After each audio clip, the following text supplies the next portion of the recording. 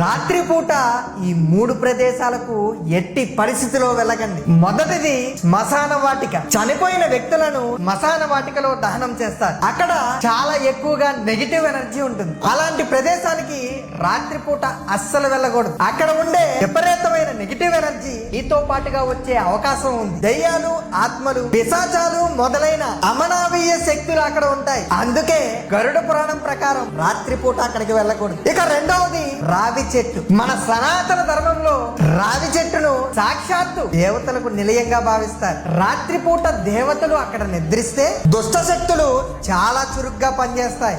రాత్రిపూట ఒంటరిగా అక్కడికి వెళితే ఆ దుష్ట శక్తులతో పరిచయం ఏర్పడుతుందని చెప్తారు. దీని కారణంగా వ్యక్తి జీవితంలో వివిధ రకాల అశుభకరమైన సంఘటనలు జరగడం ప్రారంభిస్తుంది. దాని వల్ల జీవితానికి కూడా ఎంతో ప్రమాదం ఉంది. ఇక మూడవది 4 రోడ్లు కలిసే జంక్షన్. గరుడ పురాణం ప్రకారం రాత్రిపూట కూడలి వద్ద నిలబడడం లేదా కూర్చోవడం అనేది అశుభం. ఇది ఒక వ్యక్తి జీవితంలో అనేక రకాల అడ్డంకులు కలిగిస్తుంది. ఎందుకంటే కూడలిలో అనేక రోడ్లు కలవడం వలన అనేక రకాల శక్తులు ఇక్కడ పేరుకుపోతాయి. మీకు తెలిసిన వాళ్ళు ఎవరైతే ఎక్కువగా ఈ 3 చోట్ల తిరుగుతారో వాళ్ళకి షేర్ చేసి అలా చేయొద్దని చెప్పండి. జై సనాతన ధర్మ, జై శ్రీరామ్.